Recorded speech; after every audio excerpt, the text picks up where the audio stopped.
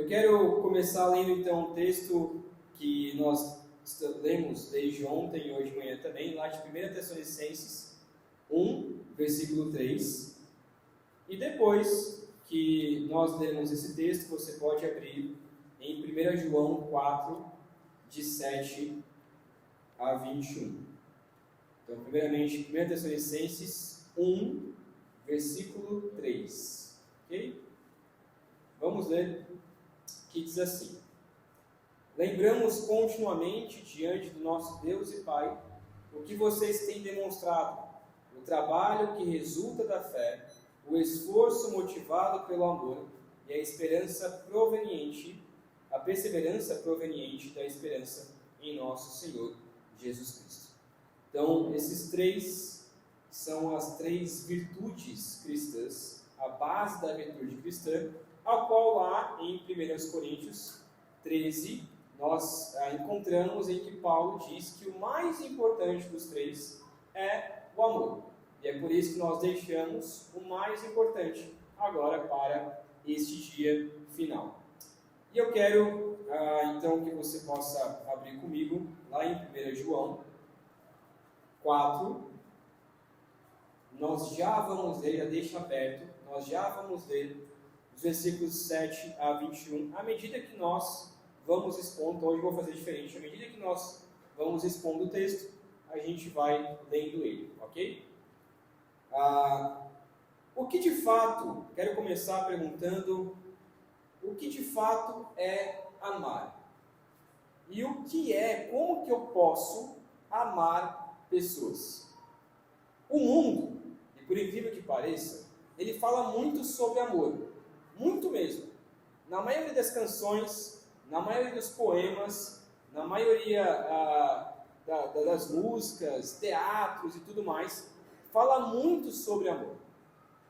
Quero citar dois exemplos, né? Uma música bastante conhecida do passado, chamada É Preciso Amar as Pessoas como se não houvesse o amanhã. De fato, uma música linda, maravilhosa, né? É preciso amar as pessoas como se não houvesse amanhã. Já vi até alguns pastores por aí, alguns cantores cantando até na igreja essa música, né? Não estou dizendo que a gente tem que cantar essa música. Não vamos cantar essa música na igreja.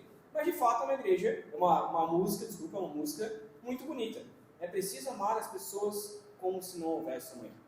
Tem uma outra que eu gosto muito, que é tudo o que você precisa é o amor. Então, tudo o que você precisa é o amor. Uma música americana. As frases, elas de fato estão corretas. E aqui a gente poderia fazer uma análise de todas as músicas não cristãs que falam sobre amor. E muitas, de fato, vão falar verdades. Muitas vão dizer coisas até bonitas, até emocionantes. No entanto, pelo menos nessas duas canções que eu coloquei aqui, os autores, quando você vai ver a música, ver a história desses músicos, de como eles escreveram as canções tão belíssimas, esses dois autores não conseguiram amar as pessoas como se houvesse amanhã, e esse segundo não percebeu que tudo que de fato ele precisava era o amor. Por quê? Porque sem Deus é impossível eu amar uma pessoa. Sem Deus é impossível eu de fato amar alguém. Eu posso até gostar, eu posso até ter uma afinidade, eu posso até ser casado com ela. Mas amar, como de fato a Escritura nos diz, é impossível sem o amor de Deus. E é isso então que nós veremos essa noite. O livro, ou a carta de 1 João, é conhecida como a Carta do Amor. E é bastante curioso porque o próprio João se chama lá no seu evangelho como o discípulo amado de Jesus. Né? Parece meio até egoísta a forma como ele está colocando, né? Porque eu sou o discípulo amado de Jesus. Mas de fato é porque ele reconheceu que Jesus o amava, ele reconheceu que a base da sua vida deveria ser o amor de Deus. Nessa carta, então, que ele escreve, nessa carta chamada, a carta de 1 João, que é diferente do Evangelho, ele fala muito sobre o amor, como nós já lemos no capítulo 3, e já me adiantou bastante coisa aqui. Ele diz principalmente ali no versículo 16, que nisso nós conhecemos o amor. Jesus Cristo deu a sua vida por nós e devemos dar as nossas vidas pelos nossos irmãos. Então, nisso, a base do amor é Jesus Cristo deu a sua vida por nós e por isso nós devemos dar as nossas vidas pelos nossos irmãos. Ele diz anteriormente que se você odeia o seu irmão, você é assassino, assim como Caim foi assassino e matou o seu irmão. Mas está colocando, não é que você vai matar o seu irmão, mas se você odeia ele, quer dizer que você já assassinou o seu irmão. Como Jesus também diz, que se você odiar uma pessoa em seu coração, é como se você já tivesse assassinado ela. O que nós veremos então é o que é de fato este amor e como que eu posso amar o meu irmão. Como de fato eu posso amar uma pessoa? Como que eu posso amar a minha esposa? Como eu posso amar os meus filhos? Como eu posso amar os irmãos da minha igreja? Como que eu posso amar o pastor? Como que eu posso amar os não cristãos? Pessoas que não são salvas por Cristo, que ainda não entregaram suas vidas a Jesus, que nos dão muito trabalho muitas vezes, que muitas vezes dá muito problema. Como que eu posso amar essas pessoas? Como que eu posso amar os colegas do meu trabalho? Ou então os meus amigos na escola? Como que eu posso amar pessoas difíceis? Muitas vezes, quando nós falamos sobre amor, a gente diz, não, de fato eu amo. Eu amo as pessoas, mas eu estou dizendo que aquelas pessoas são fáceis de amar. Mas é aquela pessoa que te persegue, é aquela pessoa que talvez te odeie, é aquele seu vizinho que coloca um som alto, que você não aguenta mais aquele som alto. Você consegue amar essas pessoas? É isso então que nós veremos, dos versículos 7 até o versículo 21 de 1 João 4. Vamos ver então primeiro o versículo 7, que é a base de tudo que nós vamos falar aqui. Versículo 7 diz assim: Amados, amemos uns aos outros, pois o amor procede de Deus. Aquele que ama é nascido de Deus e conhece a Deus. Aqui a gente já poderia parar e ouvir essa frase e falar assim, ok, entendemos, vamos todos sair, vamos amar as pessoas porque afinal é isso.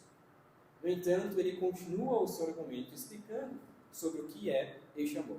Mas o primeiro argumento de João, a base de todo o restante que nós iremos agora, é primeiramente que o amor ele procede de Deus.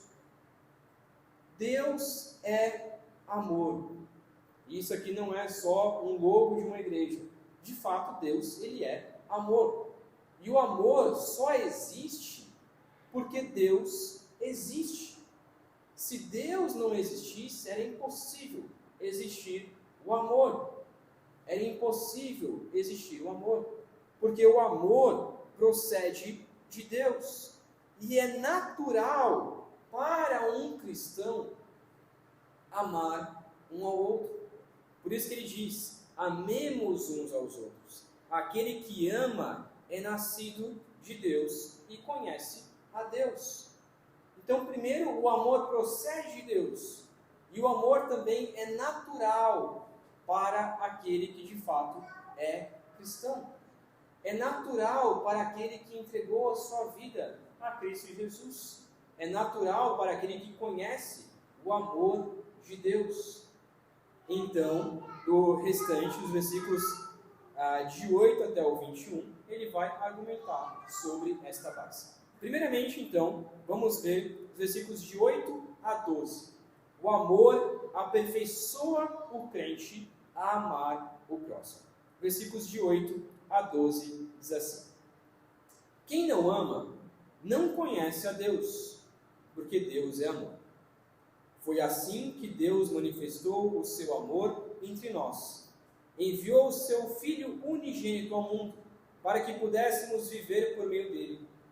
Nisso consiste o amor, não em que nós tenhamos amado a Deus, mas em que Ele nos amou e enviou o seu Filho como propiciação pelos nossos pecados.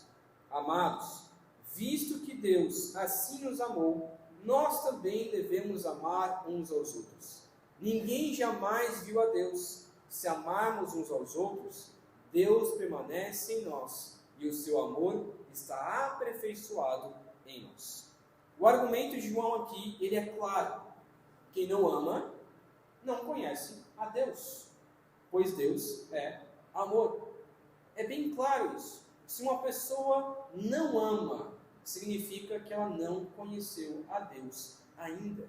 Se você é aquele crente, ou que diz que é crente, ranzinza, que não dá nem boa noite, que não cumprimenta as pessoas, que não gosta de se misturar, que odeia as pessoas, que fala mal, que fofoca, que cria rivalidade, né? Tem o ministério da mídia, e tem o ministério da igreja também, que muitas igrejas têm, que é o ministério do MID. Eu ouvi falar do ministério do MID? Não é da mídia. O ministério do MID é o ministério da intriga e discórdia. É esse ministério que muitas vezes a pessoa quer fazer parte, né? Ministério da mídia e discórdia. Não, desculpa, da intriga e discórdia. Ministério da intriga e discórdia. E muitas pessoas acham que fazem parte desse ministério. Mas o texto é claro, se você não ama, você não conhece a Deus. O amor, ele tem que transformar a pior da pessoa, por mais ranzinza que ela seja, Cristo Jesus transforma o coração dessa pessoa. Tem um irmão lá de Cocal, que até estava contando essa história ali hoje à tarde, né? Que é o irmão João, lá de Cocal. E ele era conhecido na cidade como a pessoa mais, antes de ser cristão, como a pessoa mais ranzinza que existia na cidade. Todo mundo que ia falar com ele, falou assim, o irmão João, não sei o que, tal, já bravo. Já começava a ficar bravo com a pessoa. E aí, quando alguém ia falar de Deus para ele, ele era a pessoa que mais odiava a crente.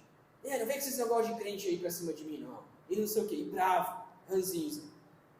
Quando Deus alcançou a vida dele, hoje é uma das pessoas mais amorosas, ainda trabalhando no coração, mas coisas que as pessoas nunca viram ele chorando em muitos cultos. E as pessoas olhavam assim, irmão João chorar? Aquele irmão chorar, falando, orando pelas pessoas e chorando pelas pessoas? Não é possível. Aquela pessoa ranzinza como era, agora está chorando, amando as pessoas. É isso que o Evangelho faz com a gente. Por isso que João deixa claro que o amor vem de Deus. Ele se manifesta em Cristo Jesus. Deus enviou o seu Filho unigênito. Parece que ele está novamente explicando para nós, João 3,16, que Deus amou o mundo de tal maneira que deu o seu Filho unigênito. Deus só entregou o seu Filho, Cristo Jesus, para morrer na cruz, porque Ele amou. Se Deus não tivesse amado, Jesus não teria vindo ao mundo. João também deixa claro que este amor não consiste em nós termos amado Deus primeiro. Então este amor consiste, nós não podemos nos orgulhar em dizer que eu amo a Deus, olha como eu amo a Deus, olha como eu faço coisas para Deus. O argumento é, porque Deus nos amou primeiro, então eu posso amar. Tem gente que diz, eu sou uma pessoa muito boa porque eu amo a Deus. Mas na verdade, ela não está passando de uma pessoa arrogante. Quando você entende o amor de Deus, quando você entende que o amor de Deus nos mostra o quanto nós somos pecadores, é impossível amar a Deus. Você percebe que é impossível amar a Deus por conta própria. Porque não há um justo sequer, não há quem busque a Deus. Cristo Jesus teve que vir ao mundo para nos mostrar o que é amar. Cristo Jesus teve que vir ao mundo para nos mostrar que é impossível nós amarmos a Deus por conta própria. Nós precisávamos de Cristo Jesus para nos salvar, para morrer na cruz por nós, para entendermos por esse maior ato de amor, que foi a morte e ressurreição de Cristo Jesus, que agora sim nos capacita a podermos amar. E é por isso que ele encerra dizendo que se nós amarmos uns aos outros, versículo 12, Deus permanece em nós e o seu amor está aperfeiçoado em nós. Ou seja, só podemos amar porque Cristo Jesus morreu.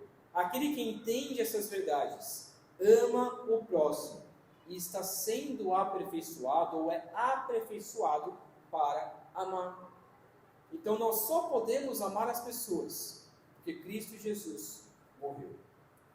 Versículos 13 a versículo 19, ele continua falando sobre isso, dizendo que o amor procede de Deus, finalmente então através da manifestação de Cristo Jesus. Versículos 13 a 19 diz assim: sabemos que permanecemos nele e ele em nós, porque ele nos deu do seu Espírito. E vimos e testemunhamos que o Pai enviou o seu Filho para ser o Salvador do mundo. Se alguém confessa publicamente que Jesus é o Filho de Deus, Deus permanece nele e ele em Deus. Assim conhecemos o amor de Deus, o amor que Deus tem por nós e confiamos neste amor. Deus é amor. Todo aquele que permanece no amor, permanece em Deus e Deus nele. Dessa forma, o amor está aperfeiçoado entre nós, para que no dia do juízo tenhamos confiança, porque neste mundo somos como ele. No amor não há medo, ao contrário, o perfeito amor expulsa o medo, porque o medo supõe castigo. Aquele que tem medo não está aperfeiçoado no amor. 19. Nós amamos porque ele nos amou primeiro. Aqui então ele continua o seu argumento anterior em dizer que o amor procede de Deus através de Cristo Jesus. E através também, versículo 13, que diz que é através do Espírito. Porque nós somos convencidos pelo Espírito de Deus. É o Espírito de Deus quem nos convence do nosso pecado e transforma a nossa vida. Então é impossível eu me tornar cristão, eu me tornar um verdadeiro cristão, se o Espírito Santo não transformar, não me convencer. É impossível eu me tornar cristão sem crer de fato, com todo o meu coração, em Cristo Jesus. João então dá alguns argumentos aqui, 5 argumentos, que eu quero resumir então essa tese nesses 5 argumentos. Primeiro, aquele que confessa Cristo Jesus como seu Salvador, permanece em Deus. Então, quando nós confessamos a Cristo Jesus como nosso Salvador, como Salvador de nossas vidas, nós agora permanecemos ou pertencemos a Deus, nós estamos em Deus. Segundo, se Deus é amor, então o que confessa a Cristo Jesus como seu Senhor, permanece no amor. Então, se Deus é amor e nós estamos em Deus, então nós estamos no amor. Nós estamos no amor. Terceiro, se Deus é amor, então o amor é aperfeiçoado em nós, para que no dia do juízo nós tenhamos uma confiança de que estamos firmes em Deus. Então, Deus é amor, Ele entregou Cristo Jesus, o Espírito Santo nos convenceu dos nossos pecados, agora nós pertencemos a Deus, e agora porque pertencemos a Deus, quando chegarmos no dia do juízo, nós podemos ter a certeza de que vamos entrar no céu, porque permanecemos em Deus. Quarto, se Deus é amor, então não há porque nós temos medo do dia do juízo. Nós podemos ter uma firme esperança, como nós vimos hoje de manhã, pois o amor lança fora o medo. Eu não preciso mais ter medo do juízo, da ira de Deus. Eu não preciso mais ter medo de sair na rua e um raio cair na minha cabeça ou algo parecido. Porque agora eu tenho comunhão com Deus. Agora eu sou amigo de Deus. É como Jesus diz: vocês não são mais considerados como escravos, mas como amigos para Deus. Apesar de sim sermos escravos do nosso Senhor, do nosso Deus, mas para Deus nós somos muito mais que escravos. Para Deus nós somos amigos. Nós somos adotados como filhos amados. Quando Deus nos olha, então, não olha mais com juízo. Ele nos olha agora com graça, com misericórdia. E isso só pode acontecer por meio de Cristo Jesus. Quinto, se Deus é amor, então podemos saber que nós só amamos porque Deus nos amou primeiro. Se Deus é amor, eu tenho certeza então de que Ele me amou primeiro, e é por isso que eu posso amar o próximo. A salvação, a confiança na vida eterna e o amor ao próximo só é possível porque Deus nos amou primeiro através de Cristo Jesus. Por fim, versículos 20 e 21. O amor capacita o crente a amar a Deus amando os irmãos. Versículo 20 e 21 diz assim: se alguém afirmar, eu amo a Deus, mas odiar seu irmão, é mentiroso, pois quem não ama seu irmão, a quem vê, não pode amar a Deus, a quem não vê. Ele nos deu este mandamento: quem ama a Deus, ame também seu irmão. E aqui então nós vamos para a parte prática. Se você olha para Cristo Jesus, reconhece Jesus como seu Salvador, se você diz que você ama a Deus, se você diz de todo o seu coração e canta músicas, dizendo, como eu amo ao Senhor, como eu quero estar na presença de Deus, se você canta essas canções e diz de fato, eu amo ao Senhor, mas tem aquela pessoinha na sua vida que você não consegue perdoar. Talvez tenha aquela pessoa, aquele seu colega de trabalho, que você não suporta, que você não consegue ver nem pintado de ouro. Talvez tenha aquela pessoa que te fez um mal tão grande no seu passado, que você prefere que ela morra. E talvez o seu coração é exatamente isso, eu prefiro que ela morra do que estar com ela do meu lado. Talvez uma pessoa que te fez muito mal, talvez um ex-marido, uma ex-esposa, que você não consegue perdoar de jeito nenhum. Talvez alguém do ministério de intriga da igreja, que você sabe que é problemático, mas não consegue conversar com aquela pessoa. Existem muitas igrejas por aí que a desavença entre essa igreja é tão grande e é nítida, e que há pessoas que visitam essa igreja e falam assim, por que eu vou fazer parte de uma igreja que eu vejo que as pessoas nem se cumprimentam, elas nem se falam, há grupinhos, há panelas, às vezes até mesmo questões sociais. Não, eu já vi igreja assim. Não, eu sou da ala dos ricos, eu não consigo conversar com os mais pobres. Como assim você não consegue conversar com os mais pobres? Não, é porque eu sou muito riquinho para conversar com as pessoas mais pobres. E o inverso também. Não, eu sou de uma classe mais humilde e aquele irmão vem com aquele carro, aquela Hilux. Eu não consigo conversar com ele, não consigo amar, porque ele é muito rico. Espera aí. Será que é assim que nós devemos agir na igreja?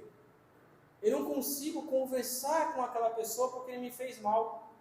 Jesus diz que se você estiver levando a sua oferta para a igreja, na verdade ali para o templo, e você se lembrar que você tem uma desavença contra o irmão, você tem que largar a sua oferta, ir até aquele irmão pedir perdão para aquele irmão, acertar a sua vida com ele, então voltar, pegar a sua oferta e depositar no templo. Ou seja, se você está vindo para o culto com o seu coração dizendo, eu quero louvar a Deus, eu quero cantar canções ao Senhor, mas eu tenho aquela pessoa na minha mente, que eu não consegui pedir perdão, que eu não consegui ir ali conversar com ela. Muitas vezes eu vou ter que parar, ou então assim que encerrar o culto, eu vou conversar com aquela pessoa. Já teve uma vez que eu deixei de cear, deixei ali os elementos da ceia guardadinho, não ceei, e fui conversar. No caso era meu avô, que eu tinha brigado com meu avô naquele dia, e eu deixei ali, não tomei a ceia, deixei guardado na igreja. Conversei com ele, acertei minha vida com ele, e voltei. Então tomei a ceia. Às vezes você precisa dessas decisões da vida. Como que você pode estar na igreja, louvando ao Senhor, levantando as mãos, dizendo que são mãos santas, mas com intriga com os irmãos? Com intriga com os irmãos. Aquele que reconhece o amor imerecido de Deus a nós, consegue amar o pior dos pecadores. Consegue amar a pior pessoa. Por quê? Porque Paulo diz que ele é o pior dos pecadores, e a ideia é, você se considera como o pior dos pecadores. Por que Paulo diz isso? Paulo diz assim, eu sou o pior dos pecadores. Aí você olha para a vida de Paulo e fala, não, Paulo, tem gente pior que você. Tem gente que peca muito mais do que você. Mas por que Paulo diz que ele é o pior dos pecadores? Porque eu não conheço o coração de outra pessoa. Eu não conheço o coração da minha esposa. Eu não sei tudo o que passa no coração dela. Eu não sei todos os pecados que minha esposa comete. Mas eu conheço o meu. Eu sei tudo o que eu penso. Eu sei tudo que está dentro do meu coração. Eu sei o quão pecador eu sou. E é por isso que eu posso me considerar. Eu sou o pior dos pecadores. Então, se eu, naturalmente, amo o pior dos pecadores, que sou eu, porque na natureza nós já nos amamos, qual a dificuldade de amar o segundo pior dos pecadores? Qual a dificuldade de amar a pior pessoa que eu conheço? Eu tenho que também demonstrar este amor. Se Deus amou o mundo de tal maneira que deu o seu único filho, nós cristãos também devemos amar nossos irmãos e entregar as nossas vidas pelos nossos irmãos. Quem não ama o seu irmão, que está ali vendo, você está vendo o seu irmão na sua frente. Se você não consegue amar o seu irmão que você vê, é impossível amar a Deus, a quem você não vê. Se você não consegue amar a pessoa que você está vendo, que está do seu lado, é impossível você amar a Deus, a quem você nunca viu. Esse é o argumento dele. E por fim, se você quer demonstrar que você ama a Deus, você tem que amar o seu irmão. Se você não ama o seu irmão, você não ama a Deus. Essa é a lógica. Este é o argumento. E é por isso que os dois maiores mandamentos que Jesus traz é: ame a Deus em primeiro lugar, e em segundo lugar, ame ao próximo como a ti mesmo. Aí alguns argumentam, tá vendo? Então na verdade o próximo é o terceiro, porque eu amo a Deus, depois eu me amo, aí eu amo o próximo. Não é isso. Ele está dizendo, ame a Deus em primeiro lugar, e em segundo lugar, o amor é ao próximo. E este amor ao próximo é um amor sacrificial. É um amor que muitas vezes você vai ter que se sacrificar pelas pessoas. Você vai perder coisas. Às vezes o amor é você perder dinheiro para amar aquela pessoa. É você perder tempo. É você perder paciência. Isso é amar. Isso é amar.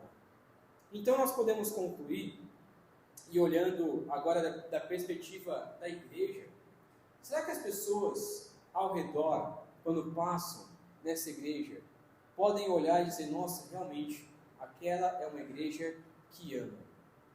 E aqui eu estou dizendo que eu nem conheço muito de vocês, eu não posso nem julgar isso.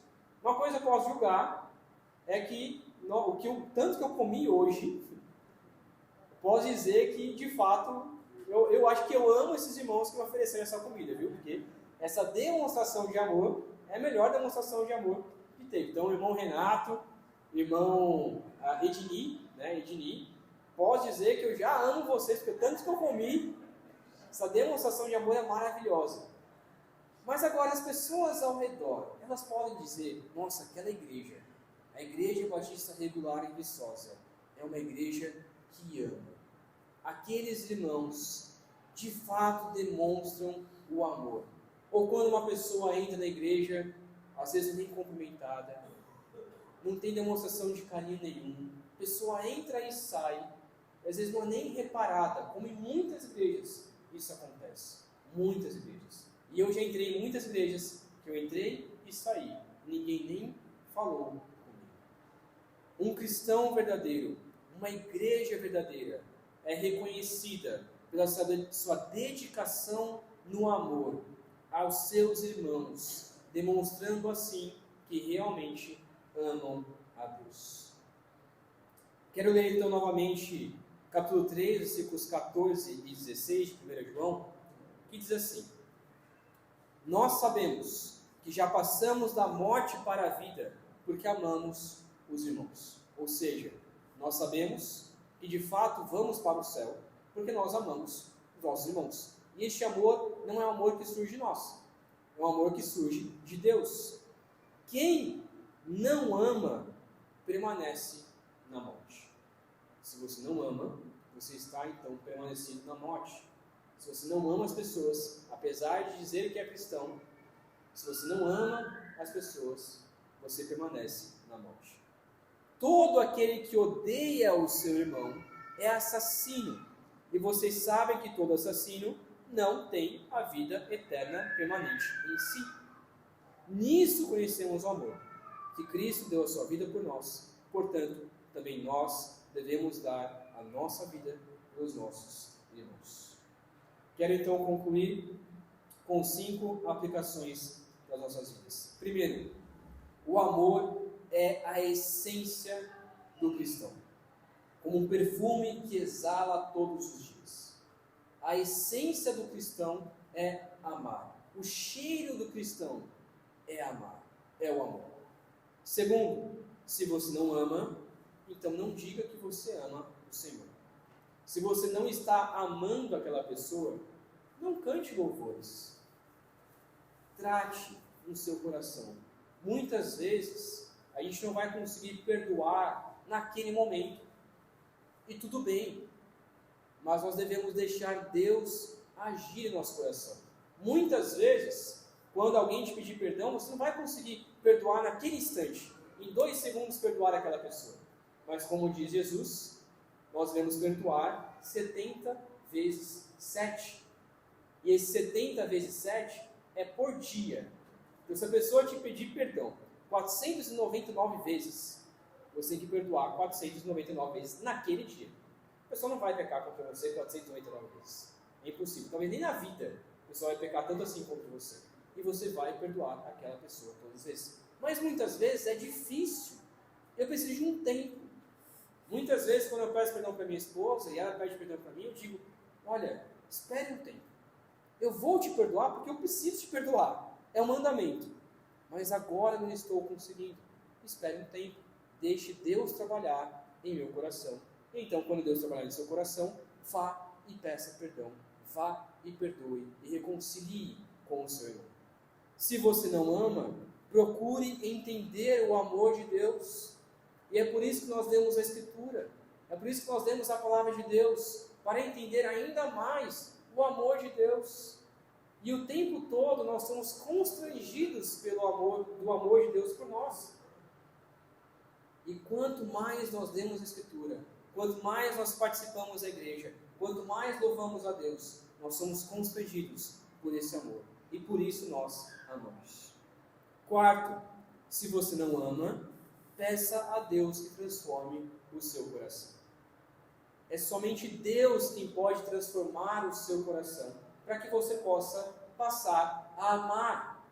É impossível você amar por conta própria. Isso não é natural do homem pecador. O natural do homem pecador é fazer exatamente como Caim fez com Abel: matar. O nosso coração descende de Adão e Eva, descende de Caim. O nosso coração é assassino. E é por isso que nós precisamos da graça de Deus. Precisamos de Deus para transformar o nosso coração. Se você não está conseguindo amar, peça: Deus, me ajude, transforme o meu coração para que eu possa amar as pessoas.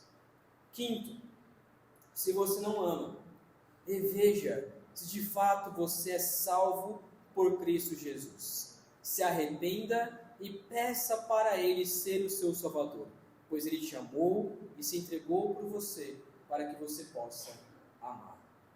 Talvez você seja um, entre aspas, cristão, que está se enganando a vida toda, achando que é salvo. Avalie o seu coração. Poxa, de fato eu não consigo amar as pessoas. Será que o fato de eu não conseguir amar as pessoas, será realmente se eu sou um cristão? Será realmente que eu entendi o que é o Evangelho? Será que realmente eu entendi o que Cristo Jesus fez pela minha vida?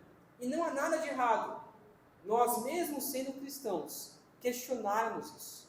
Nós questionarmos se de fato entregamos a nossa vida a Cristo Jesus. Eu muitas vezes paro e olho: peraí, será que eu sou cristão mesmo? Será que de fato eu já entreguei minha vida a Cristo Jesus? E quando eu faço as perguntas, o Espírito Santo confirma ao meu espírito que de fato eu sou cristão. Não pelas minhas obras, mas porque Cristo Jesus morreu por amor a mim.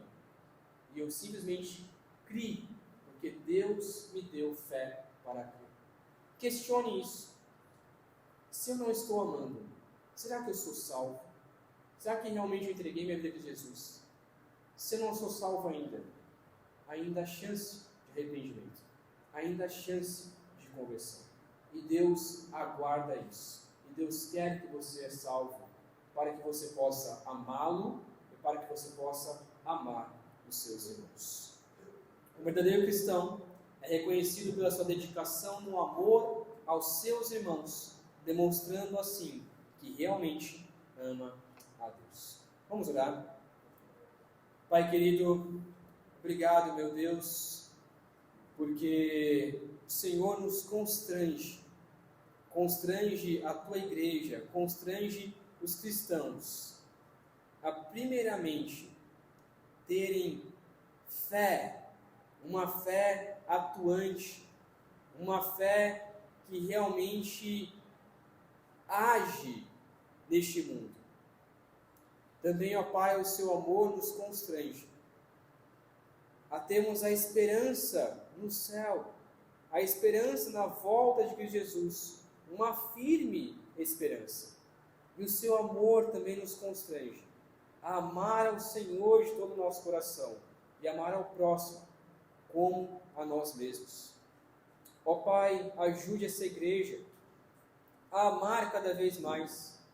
Ajude cada cristão a demonstrar o amor de Cristo, que é um amor sacrificial a outras pessoas, tanto os cristãos quanto os não cristãos.